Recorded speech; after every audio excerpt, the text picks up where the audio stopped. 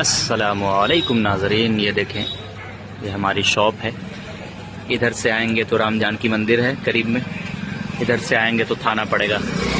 दोनों तरफ से आ जा सकते हैं। डॉक्टर शराफत अली हॉस्पिटल के सामने, जस्ट सामने है।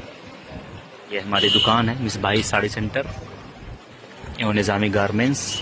माशाल्लाह देखें, ईद के बहुत सारे कलेक्शन आ चुके हैं।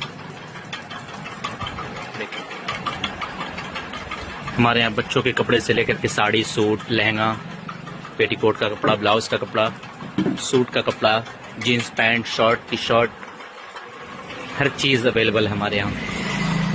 इधर बच्चियों के बहुत सारे कपड़े, बच्चों के कुर्ता पजामा से लेकर के बड़ों के कुर्ता पजामा के कपड़े और सिला सिलाए सब कुछ मौजूद हैं। हर एक कपड़ा, टॉप, जीन्स, टी शर्ट, सरारा, गरारा, हर एक चीज़ अवेलेबल है माशाल्लाह।